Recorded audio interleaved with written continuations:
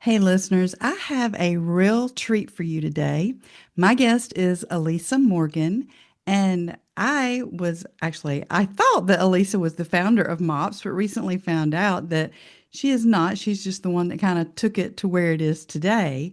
And I've always admired Elisa and am thrilled to be able to introduce her to you. And I believe that Elisa has such a heart for Jesus and is so genuine and authentic. And you are going to learn a lot from her today. And so, welcome to the podcast, Elisa. Hey, hope that's true, Carol. Thanks for having me. I appreciate it. Of course. So, can you give us just a little snippet of what your life is like right now? You bet, you bet. So I'm older at this point. I'm not retired yet. I work with our Daily Bread Ministries. I write for their devotional. I do videos for them. And I do two podcasts. One is called Discover the Word that I do with four men, and it's a Bible study. And the other is God Hears Her that I do with Aaron Eddy and Vivian Mabuni, where we dig into different guest stories and we also explore topics ourselves. So I've been doing all that for 10 years altogether. Mm. I am married to Evan for 46 years, and we have two grown children and almost four grandsons. The next one's right Oh, along, coming right along. And they range from congratulations. 21 down to zero. So we have a lot of Wow. experience and boys and love that. And then I have a precious little Jack Russell Terrier named Mia, who is 13 and a half, and I live in the Denver area. So that's a little bit of a nubbin about me. Okay, wow. Your grandkids are so, I have four grandchildren and they're three and under. So I can't Yep. imagine Oof. You're 21 busy. to zero. Yeah. So, so I always like to ask, what do they call you? Yeah, yeah. And I'm not Greek. Okay. It came from my oldest grandson. I used to do this ah, yeah, yeah, yeah, yeah tickle under his chin with my chin. And he began to associate that with me. And so sadly, even though I'm not Greek, that's what I became. And his grandfather is Beepies, whatever, which came from trying to say Grampy, because we were going to be Gram E, Elisa, Grampy, Evan, but it came out Yaya and Beepy. So, it's funny to have a 6'4", 21 and a half year old calling you Yaya and Beepies, but he does. Yeah, Yeah. that is so funny. But isn't it crazy because our grandkids, we come up with the names, but then they change hmm them. Yeah. So What's yours? mine is Coco. So Yeah, I was going to be that's my Cece. daughter-in-law's. So that my other grandsons, they have a Coco and a Oh, Papu. Yeah, there you oh, go. see, I never knew a Coco before, but I picked Cece because my name is Carol, and Oh, sure. he refused to say it. And finally, Just my didn't happen. daughter-in-law said, "Who is that?" And he said, "Coco." And I'm like, "Hey, so I'm Okay. Coco." All righty. There you I go. said, "More like Coco Chanel, not Coco Melon." So that's where I'm going with that. Or Cocoa Krispies. Yeah. Yeah, well, that's true too. So I know grandkids are such a delight, but you've had a lot that has gone on in your life to lead you where you are today. I know hmm you hmm kind of grew up in a difficult home from what I have understood. And hmm so and then you dealt with infertility issues and hmm somehow ended up in the MOPS arena. So Crazy. Yeah. can you like kind of start from the beginning and lead us a little bit through that? Sure. Sure. I grew up in a broken home, broken through divorce and then later through alcoholism. And I was Mm, like 5 when my dad left. And so I was a middle child, and I pretty much took on that role of being they call it hero in the family. And I'm using air quotes there, but I just kind of took charge of things. mm, My younger brother is 5 years younger than me, and I kind of became his mom in some ways. But just growing up, I found Jesus. I loved God all along. My mom would drop us off at church, so I found out about God when I was young, and I loved him. But I found out about Jesus more specifically through the ministry of Young Life. Mm. and gave my life to Jesus as a teenager. It's interesting, I was actually ordained as an elder in the Presbyterian Church when I Wow. was 16, and just a few months afterwards, I actually accepted Jesus as my Savior. So, God was after me. He was after me. And I ended up going to seminary, Denver Seminary in Denver, Colorado, and met my husband, Evan, there. I thought God was calling me to be a hospital chaplain, but he was indeed calling me into ministry. I just didn't understand. But when we got married, we knew that we couldn't have children biologically. So we began the long process of adoption, which took us 4.5 years. Mm. And I was in ministry and doing lots of things during that time, but waiting for a child was exquisitely painful. And while I wasn't actually quite sure I was losing anything when I couldn't have a baby, as I waited, I began to understand that hole in my soul Mm. very personally. Mm. We finally received our daughter first and then our son several years later. And that's when I was really received a phone call to apply to become the first president of what was then MOPS International. It's now the MomCo. And I thought God was nuts because I'd never been pregnant. I came from a broken home. And, honestly, I doubled up my therapy sessions. I spent time just praying, Lord, what did you want me to do? And he led me to apply. And I remember a moment in a grocery store where he just said, Elisa, look at all the other moms around you, because my kids were 3 and 5 then. And, in those days it was a ponytail and sweats, and now it's messy bun and Mhm. Lululemon pants, and he said, they've got the same needs you do.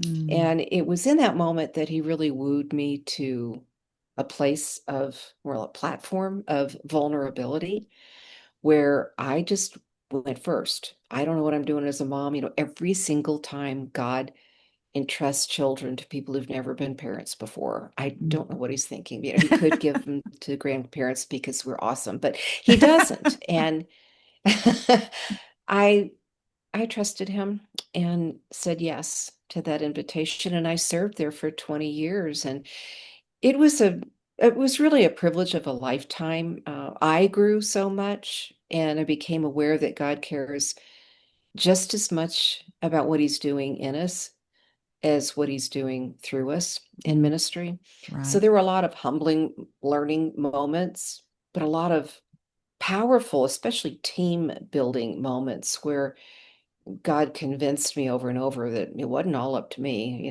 There was a huge team of hundreds of thousands of moms, millions now, who were impacting the world and need to know Jesus. And woof, that was something. So I stepped down from that in 2009. But in the process of that, my latter years there, why I have a 21-year-old grandson is my daughter became pregnant. Mm. A young woman became pregnant, not even 20 years old. And I became a grandmother, and my single mom daughter and her son lived with us for about 3 years. And, lots of things rocked our home. My son struggled with some issues, and now he's married and doing great. And they have a 2-year-old and another one almost here in this universe for us to meet. And my daughter has another son, but not long ago, her husband passed away unexpectedly. Mm. I just want to say all of that. And my husband's had cancer twice. Life is not predictable, and our years are best yielded to our good God, who is the same yesterday, today, and tomorrow. And that's what I've learned is, he entrusts children's and children and callings and responsibility and relationships to us for seasons. Mm. And our opportunity is to respond to those invitations, whether it's to a ministry or to a family or to a relationship, um, knowing that he is the one who holds them the closest to his heart, and he Mm. shapes us as he shapes them. Yeah. So there's a little bit of a That's a peep lot. into the That's a lot. wall of my life. It is a lot. People will Yeah. go, "Oh my gosh," and I'm like, "Oh." Yeah. Yeah. And actually, most recently, a huge trial is I became the caregiver for my younger brother Oh gosh. as he was waiting for 4.5 years, something about that number in our family, for a liver transplant. And Mm. he lived in Colorado, excuse me, he lived in California, and I lived in Colorado, and I was his major caregiver, meaning every day in charge of him. It Wow. was so grueling. But a year ago, he received a liver, and he is doing fantastically. Wow. So I tell you, you know what? Like I said, life is a lot, and we've Yeah. got a God who understands that. So, um, as you struggled through the trials of motherhood, and when you were part of the MOPS organization, I mean, first, I'm assuming you just went as a mom. You just wanted to. Actually, I didn't. So you I did? never did go. No, because I was in other ministry. I was doing radio ministry for Denver Seminary, and it was a syndicated program. So I was busy with that, and I would speak at MOPS groups, but Uh-huh. I never attended as a mom. So actually, my MOPS group became the staff at MOPS International. So it's interesting. Wow. We supported Yeah. each other. That way, we still meet, several of us now. So, can you just share just a little bit about how MOPS helps Yeah, moms with yeah, preschoolers? yeah. And let's go back and let's call it the Momco. So if you're interested in finding a Yes. group, you go to momco.co, I think it is co. And you just put in your zip code and they have what's called meetups now. So most of them are in churches, some of Mhm. them are not, some of them meet online. There's all kinds of delivery channels now for the ministry to moms. And they also have ministry to moms of other ages, not just preschool age children, so it Okay. can go on up with you. There is usually a mentor mom or a coach in every single gathering. So that's somebody who's further down the line and can help you normalize what you're going through and offer advice as it's requested. Hmm. The beautiful thing, there are two things about Momco that I think is so important. One is it's kind of a stealth organization for relational evangelism. Moms are of young children, the first time moms are in a place where they've never been before. And it's one of those windows in our lives, like when we first become an adult, or when we first get married, or when we first have children, or when we're close to death. There are these windows in our lives when we're most open to spiritual help. And that's Mm. one of them. And Momco recognizes that. So, in a very comfortable way, God and Jesus are presented. And the second thing that's so stupendous about the Momco is that it develops women into leaders. Mm. Most of us, when we're having young children, feel like our brains got fried like in a frying pan and there's Yeah. nothing left up here. Yeah.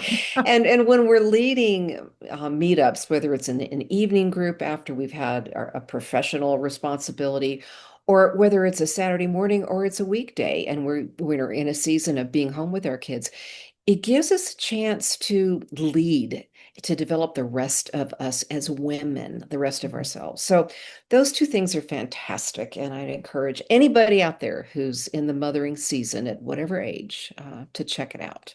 Yes. I was a mentor mom for Ah, thank you. 1 or 2 years. I can't remember how long I was there, but yeah, and the thing is you get to not only do you get to help them, they help you. I mean, you Yeah. get more insight and wisdom into knowing what their life is like. Hmm. So, Hmm. mentoring is really a passion of mine because Oh, I'm so glad to hear that. Yes. I wish it was for more women because I Hmm. feel like and I seem to hear this more and more that there are women out there who are desperate for an older woman in their life that they can Hmm. talk to, who can help Hmm. lead them. And I don't know where Yeah. I'd be without those older women today. Me too. Me too. It's been a theme throughout my life. And I think a lot of women, I would say in their 40s to 70s, experience a kind of not insecurity is too strong of a word. They've come into themselves for sure as women and as Mhm. moms, but there is a question mark about purpose and value. Yes. Many are in the workforce and very fulfilling. But many also are, even if they're in the workforce, are becoming empty nesters. And there Hmm. is this space in their beings, and I'll speak for me too, where it's like, now what kind of a thing. Yes. And in studying aging and the very privilege, honestly, that it is, Yes. you discover that the greatest purpose of our lives in our latter years is to leave legacy. And I don't mean by, building with our name on it. What I mean by that is to bless the next generations, Yes. to raise them up, equip them, bless them, speak truth and hope over them, applaud them, step out of the spotlight to make room for them in the Yes. spotlight, these kinds of things. And that is something really only older women, the elder group, can do. So Hmm. I'm always trying to speak into that space and encourage everybody listening who is in that space how vital you are and how vital your offering is. And Yes. you know what? Yeah, you're right, Carol. I think younger women are dying for that, but they're not confident that any older woman wants to invest in them. Mm. So I just want to say, younger women listening, ask, and older Right. women listening, ask. Hey, you Right. want to get together for coffee? You don't have to say, "Can I mentor you?" You Right. don't have to be that fancy, but you can just say, "Hey, I've got an hour free this morning. You want to chat? You want to get together? You want to hang out? You want to go for a walk?" Yeah, Hmm. I agree, Yeah. 100%. I like that. I like the way that Mm.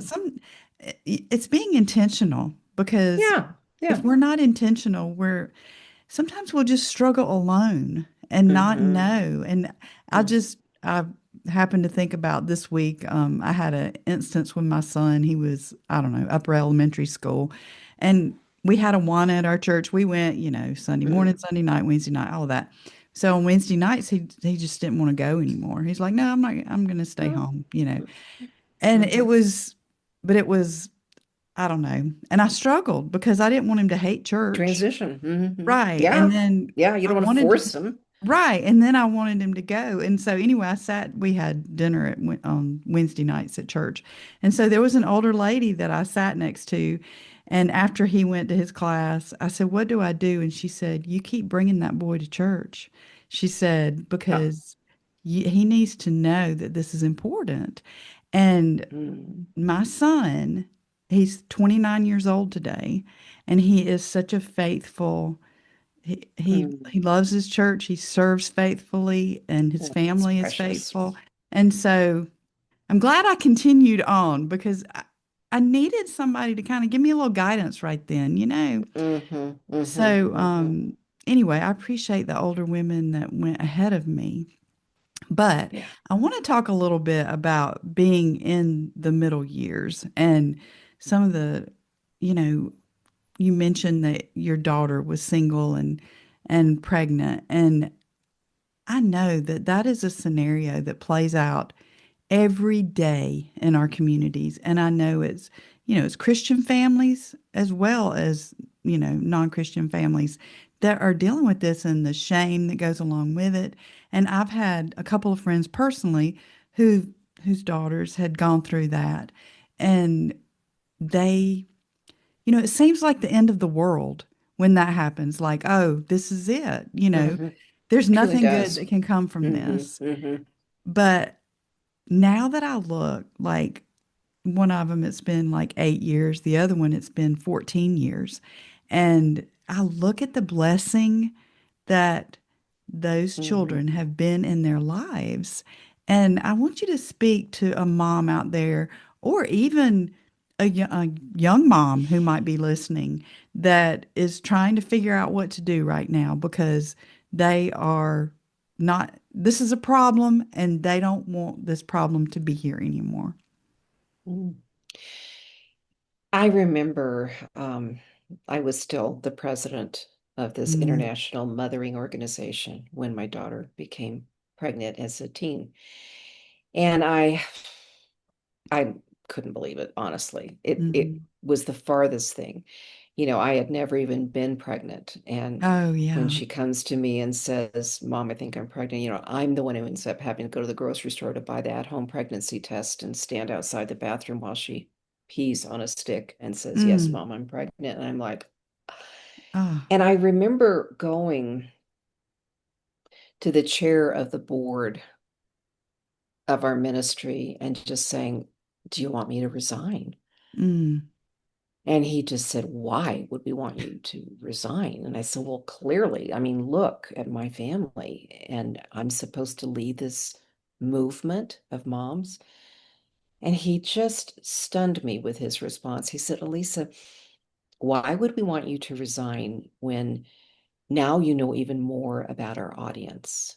mm. Okay, we have one more mother of preschoolers and she lives with you. Wow.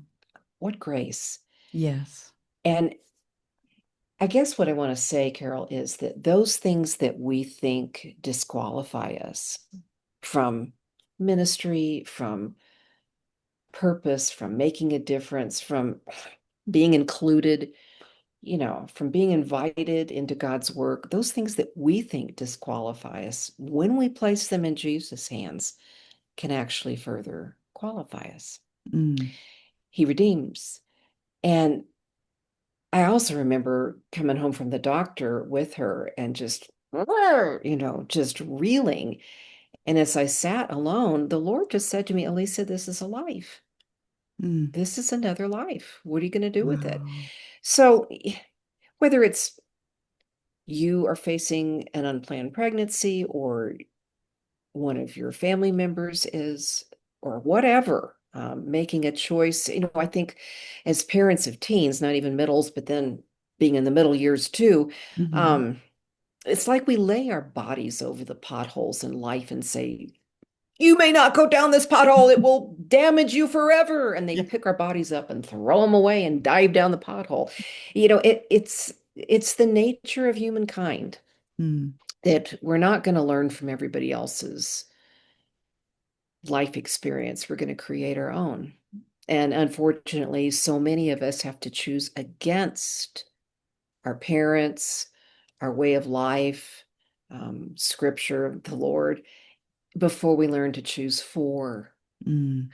And we get caught up in that choosing against and don't realize that choosing against all of them in order to form me is really choosing against me. Mm, If I yeah. choose for me, I'm going to make a lot different choices. Anyway, there aren't formulas. And I think with great respect and grace and legitimate love, we can not only respond to whatever our kids do, we can survive it Mm, and we can be formed by it ourselves. I mean, it's back what I said. God cares as much about what he's doing in you as what he's doing through you. And I yes. think that's our posture as parents. We're still being formed. Yeah, we've got more connections in the frontal lobes than our kids do, but we're still being formed. And that Mm. humility brings great wisdom, I think. That's something that comes through when I listen to you speak on the other podcasts and interviews Mm, that you've had is your humility, because I mm, believe you have been through so much. And I think something that you did mention in an interview is something that I think maybe, I mean, it's something that I've struggled with is pride. Like, oh, mhm, well, I have overcome and I have mhm. done so much better. But Yeah. then God will show us, you're not that great after all. So you still have a lot of issues. Yep, yep, yep. You're referencing, I think, how I've shared, I came a lot of times, not always, but a lot of times families break generationally and there are Yeah. sandwich generations where it's like breakage, better, that kind of thing. And I was in the better generation. So there was Hmm. breakage right above me and my parents, my mom and dad. Above them was my grandma, who was better. Okay, so it went better, breakage, and then my generation was a little better, and then there's breakage again after me. And it's not always like that. Like I said, Right. there's no formulas, but I swallowed the myth that if I did a X, Y, and Z and giving my life to Jesus, because I wanted out of the breakage so bad, and he Right. did provide healing, but I swallowed the myth, and it is a myth, that if I did it right, then everything was going to go okay with Mm, everybody else around me. And that's a myth. I think especially as I parented in the 80s and 90s, that was a very strong myth. that there was one way to raise a godly child. And I'm glad for the advice that older woman gave you about your son. And look how Right. beautiful it turned out. But for every story like that, there's five of moms who made their kids go to church and the kids went wackadoodle. Right. So it's like, ah, so I know. I know this formula of we're going to have it, we're going to do it right, is a myth. And the reality is walking hand in hand with whatever comes and however it's shaped, knowing that God's got it. He's above this. I remember one time sitting in church praying for my son who was, I didn't know where. And I was sitting next to a toddler, and you know how their little feet go straight out and they're, Mm. they're like this in the chair and the pew. And I was looking at his little straight legs with his feet sticking up and looking at his shoes. And I was remembering my son at that age, age Mm. 2 and 3, and how he was sitting right next to me, and I knew exactly where he was. And I was praying. I wasn't listening to the sermon, bad Elisa, but I was praying. And the Lord just said, I know where your son is. I know exactly where he is. You look at these shoes, and I know how big his feet are now, and I know exactly where he is.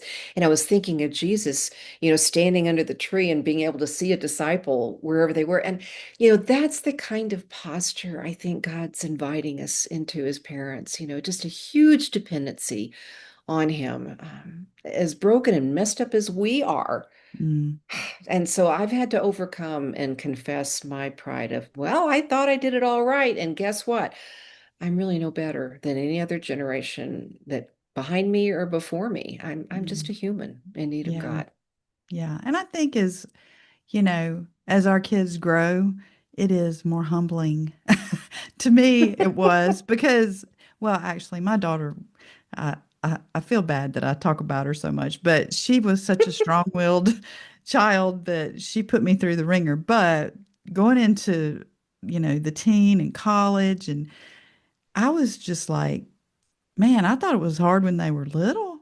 Oh, so true. Gosh, this is so much harder. And she was a good kid, but Yeah. still, the things that we Yeah. still had to go through. Big girl problems. Yeah. And That's it is right. funny, and to legitimize the younger years, it is torturous not being able to get a baby to go to sleep at night and then not Mm, getting to sleep. And you just want right. to die when they don't Yes. respond to potty training. And you're mortified when they misbehave in the grocery store. And all of this is it's part of the whole process of how Mhm. parenting teaches them and teaches us. And I had to bite my tongue as an older mom going, you think this is hard? But it's true. It is hard. It's hard, hard, hard as you Mm. lose yourself in becoming a Yes. mom.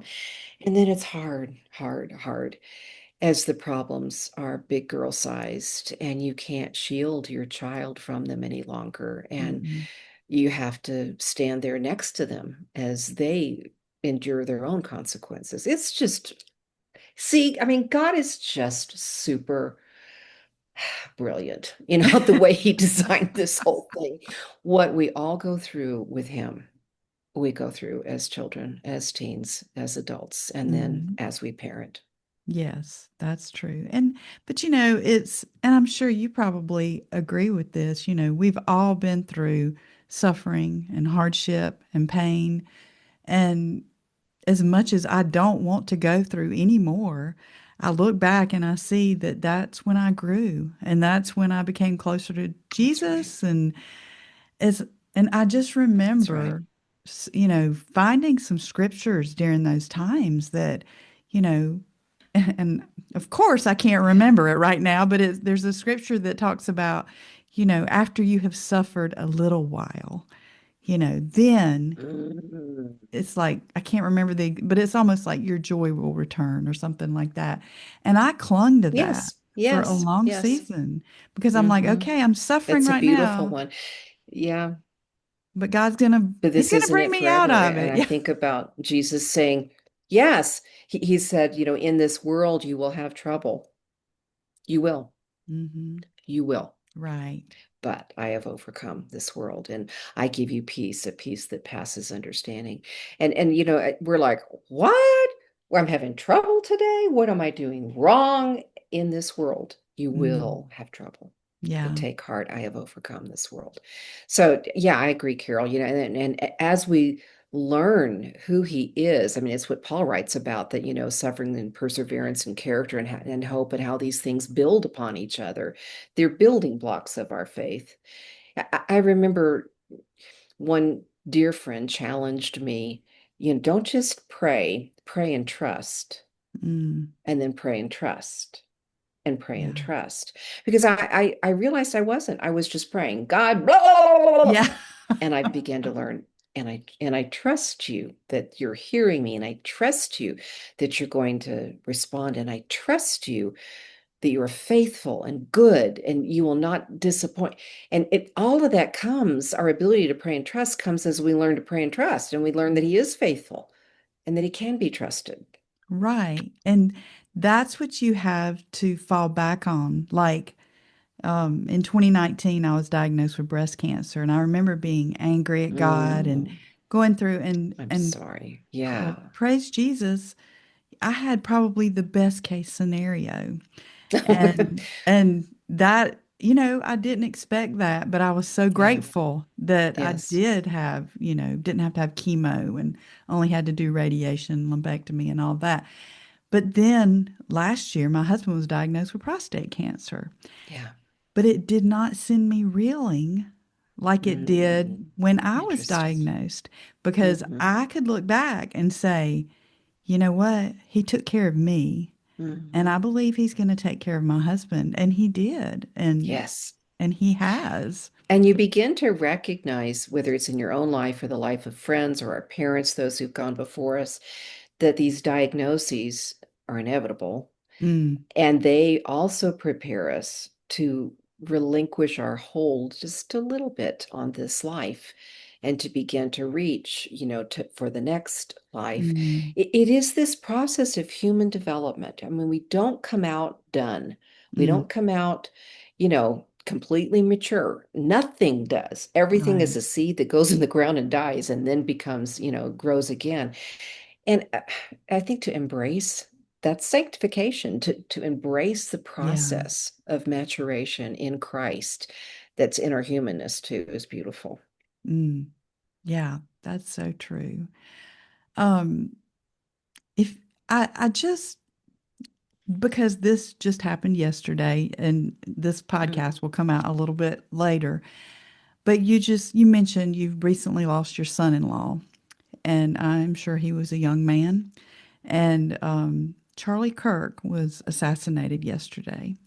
And a lot of people, especially I think younger people, are struggling with this. Like, how could God allow someone who loved him so much, whose heart was to evangelize young people and bring them to Jesus? How could God have allowed this horrible thing to happen? And I mean, we all go there. How could this have happened?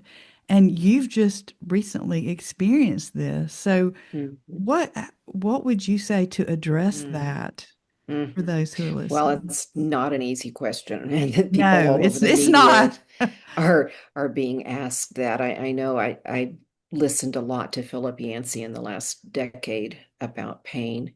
Mm, He has this interesting way of looking at it, that God in his creative craft seems to have a lot of respect for free will. mm, Otherwise, he would orchestrate it all according to what we understand is good. yeah. And so I step back, way back. We've been talking a lot about humility and humbleness, and I just acknowledge I'm not God, and I also acknowledge that God isn't formulaic like we can be. Um, I have no doubt that it breaks God's heart Mm, for anyone to be cut down in the prime of their life. yeah. Babies die in the womb. 95-year-olds die in the arms of their 70-year-old marriage, their spouse. Um, Death is the trajectory for human Mm, life. I don't think we'll ever be comfortable with that. And God clearly wasn't and isn't either because he gave his son on a cross to bring us Mm, eternal life. yeah. Why? Again, I think a great respect for his creative craft and his care in making us. What I do know, and I learned this from a theologian who lost a baby in utero, is that Charlie's life was complete. Mm, His days were numbered and his life was complete, just as a baby who dies in utero had a complete life. mm, We won't understand it, and we grieve with his widow and his children who will never have that husband and that father right. again. But it comes back again to, what do we believe about God? Where is he? How does he love us? How does he express his love?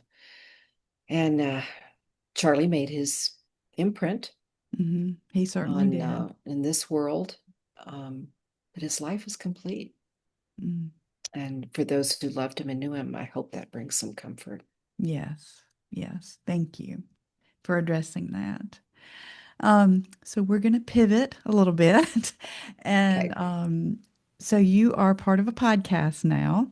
And I want you to share a little bit about, well, you're part of two. So I didn't, when you mentioned the other podcast, I was like, Right. oh, I wasn't aware of the one with It's called Discover the Word. So just Discover the Word. discovertheword.org. And as I said, it's a Bible study. It's been on the air for, oh gosh, 35 years, I think, 50 Wow. years. It's just I've been there for 10 years now. And it's great. If you really need a Yeah. Bible study, just download it and you can do it on walks and whatever. You don't have to have pen and paper. You don't even have to have a Bible because we read the passages for you. So anyway, so that's the one. But the other one is called God Hears Her. And Mhm. it's much more recent. We've just finished our 200th episode. Wow. And there are three hosts, Erin Eddy, who is in her 30s, Vivian Mabuni, who's in her 50s, and me, and I'm in my 70s. So it's a really cool conversation where we dive into stories and our own included about how does God really see us and hear us and love us in our daily. Sometimes it's topical. Yeah, we did one not long ago on prayer, and sometimes it just flows with a story. We Mhm. had an interview with a woman who's an actress just the other day. So it's a great variety, but it's about 30-45 minutes and real digestible. So you can Mm. find it at godhearsher.org. Well, thank you for sharing about that. So Hmm. I was listening to or watching your 100th episode Oh, recently, yeah. Yeah. and your co-host, did you say her name's Erin? Erin. Uh-huh. Okay. Hmm. And she was saying that the day before she got the call to be on the podcast, that someone in authority in the church, I guess, had told her that Oh, because she was divorced, that she no longer deserved a microphone. yeah. And and then the next Heartbreaking. day, yeah, she got the call to be on this Then there's podcast. God, right? That's right. Which I was like, how insulting is Yeah, that pretty because you're painful. divorced, that are we still wearing the scarlet letters? I mean, I Mm-hmm. couldn't believe she had to go through that. But Mm-hmm. I think it's good to have the different perspectives of women, you not having, had children, Mm-hmm. birth children yourself, Mm-hmm. Mm-hmm. but then her having been divorced, and I don't know the Mm-hmm. story of the other co-host, but Mm-hmm. Mm-hmm. it's Mm-hmm. great to have this conversation with women who are in different seasons of lives, who have experienced different things in their lives. And so, how do you see that dynamic working out Oh, as you go through? you hit the nail on the head, Carol. I mean, that is my favorite part of God Hears Her. Mm. We are very different, and yet we're very similar.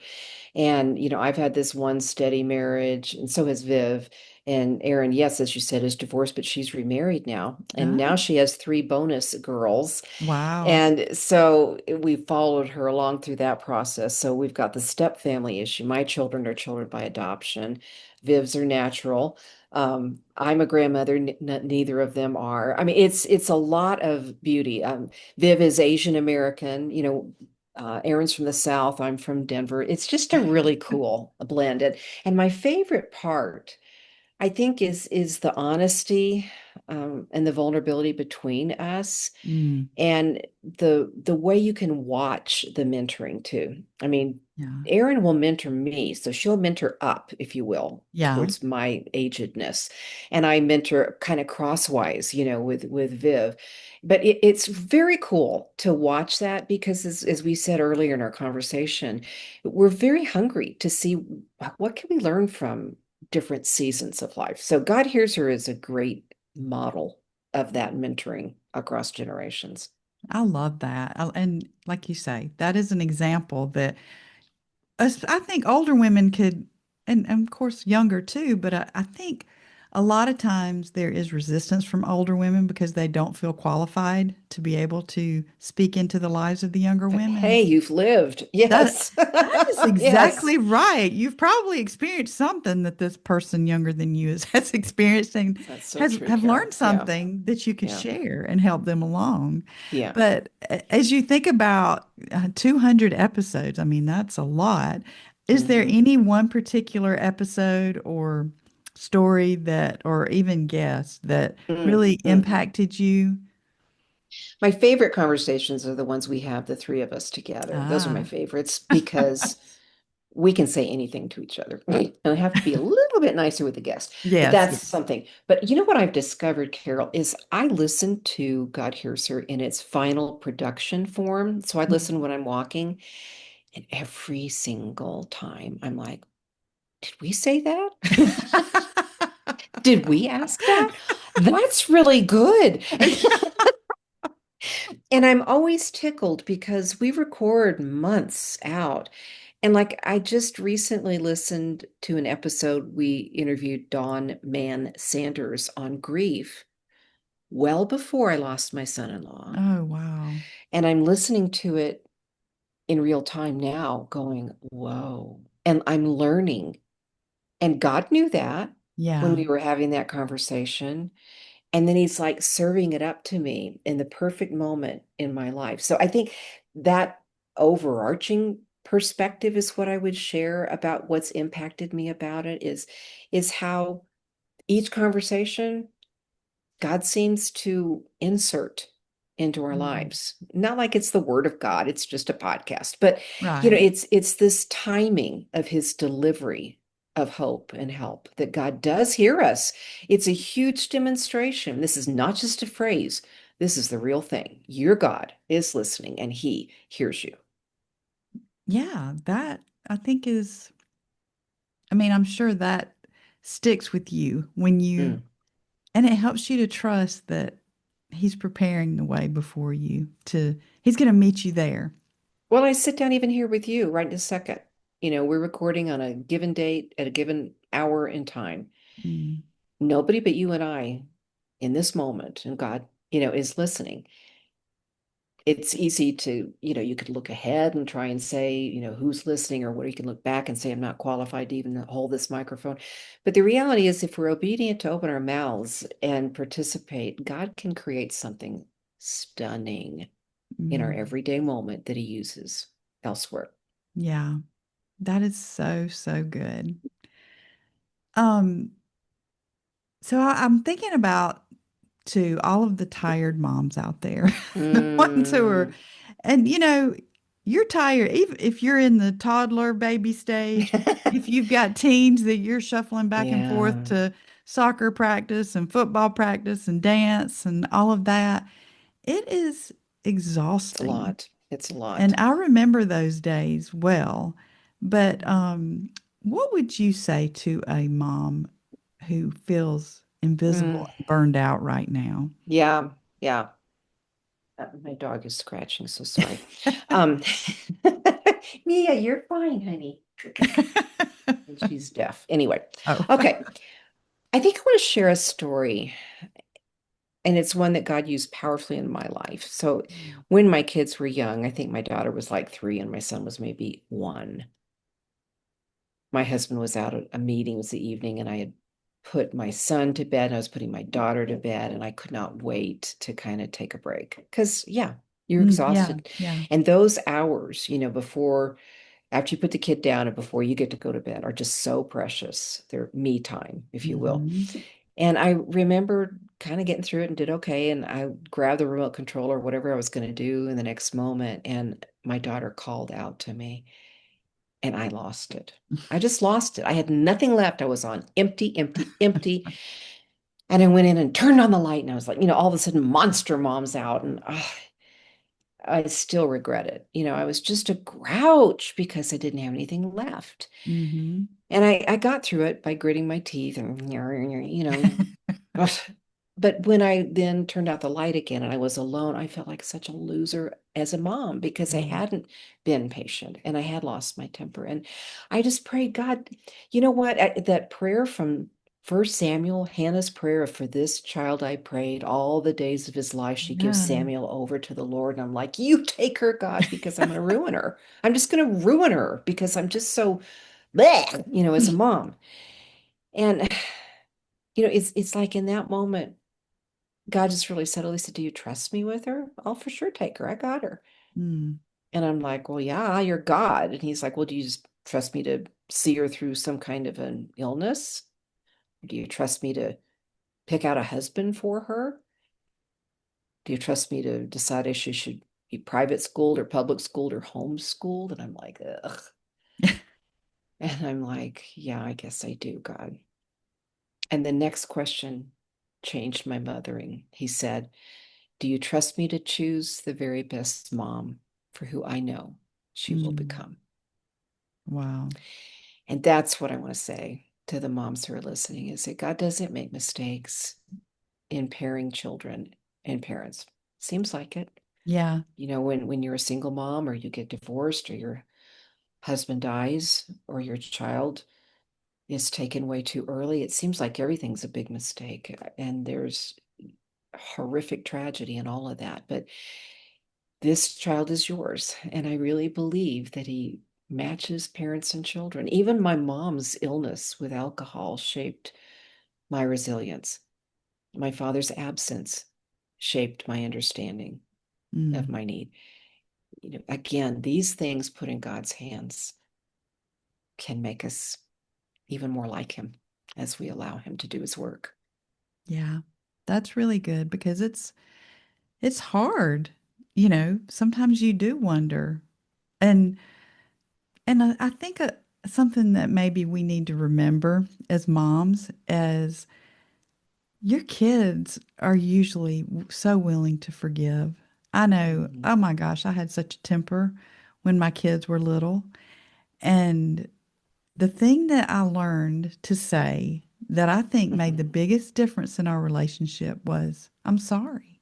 It's good, Carol. And if we have the courage and the Hmm. humility to Yep. say that, I Yeah. think They our learn kids, that. yeah, Hmm. our kids will have a new respect for us and they'll listen to us more because I was pretty bad sometimes. And like you're just like, oh my gosh, I Oh, remember. it's like, didn't know this was in me. Yeah. Right. Well, of course, Mhm. I knew I had a temper, but I remember my daughter, she was probably in upper elementary or early middle school. And I mentioned she was strong-willed, and she said something to me, and I don't even remember what it was. And I slapped her across the face. Oh gosh. Ugh. And I had never done that to Yeah. either of my children. And immediately I stopped, and I covered my face and I said, I am so sorry. I am so, so sorry. But my daughter she's 32 years old now, and she never has forgotten that. Mm. She said, I knew that you didn't mean to do that, Oh, yeah. Mm. and that it just came out of Hmm. anger. Yeah. So I think that's something we need to remember to Yeah. apologize to our Oh, it's kids. so good. Yeah. So I got Mm. one more question. Mm. So sometimes in the midst of daily life, and even now that I'm an empty nester and a grandmother, I still struggle with Mm. the rhythms to stay connected to Jesus. So do you have Mm. any pearls of wisdom that you can share with us? I love that question. I think seasons is a big answer to that. Mm. I remember as a 20-something-year-old, I had my quiet time and my Bible and my journal, and everything was And then I became a mom, and I remember a very wise mentor mom saying to me, because I was having so much trouble doing that thing, Yeah. she said, "You need to get to know the I am God, Mm. the one who is present." And that freed me. And then I've been through stages of just journaling, and I've been through stages of whatever. I think find something that works in your current season. Mm. I'm a seminary grad from 50 years ago, but I hadn't honestly ever really read the Bible cover to cover.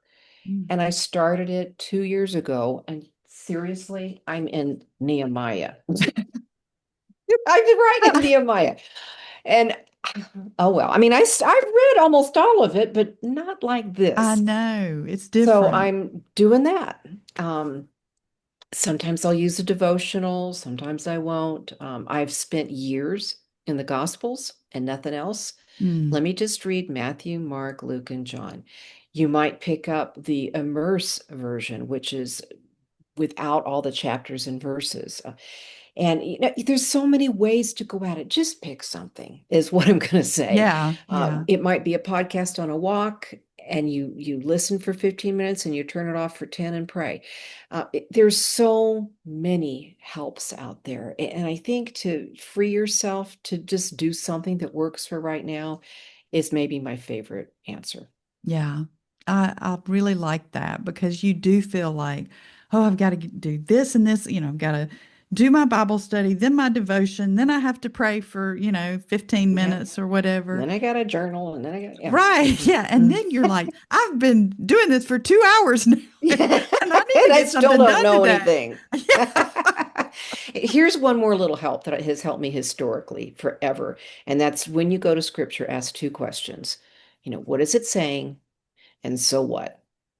Mm, So look at it. Okay, Nehemiah is saying they're rebuilding the wall. And, they rebuilt their houses instead of the wall, and it didn't really show that they were paying attention to God. They were just paying attention to themselves. They had their priorities mixed up. Okay, so what? Oh, how am I doing the same thing? mm, How are my priorities mixed up? Just those two questions, wherever you're reading, Jesus has the guy comes through the roof down into his presence, and yeah. Jesus forgives his sins, and he gets up and walks, and his friends help him. So what? Mm, What's keeping me from Jesus's presence today? mm, What friends do I have that could help me? Who am I a friend to that needs me yeah. to bring them to Jesus? It's so simple. Yeah. What's it saying? And so what? Yeah. So maybe that helps too. And for different people, you're gonna probably have different answers, Sure, which because that's is how scripture is. It's right. amazing. Yeah, it's alive, Yeah. which is wonderful. So Elisa, tell us one more time the names of your Yeah. podcast and Okay. where people can find out more about you. You bet. So check out our daily bread, period. That's Okay. everything's there. But one podcast is discovertheword.org. The other is godhearsher.org. And you can also go to elisamorgan.com, and everything's there too. The books that I've written, the podcast. I also have a blog that comes out every week called Really, and you can sign up for that. I love to platform women writers, especially those who've never been published, because it's really Mm, hard to get published. And so I yes. love we work with you to get you something that you can publish on our platform. So anyway, that's all the Wow. stuff, elisamorgan.com. That's awesome. Well, Lisa, it has been a delight to meet you. Thank you so much. Thanks, And I Carol. wish you so much, so many blessings in Mm, all of your future endeavors and with your family and mm. in the years to come. And Thanks, with your new Carol. grandbaby coming. Woohoo! Yep. Still working on a name. Okay. Yeah. Okay. Congratulations. Thanks.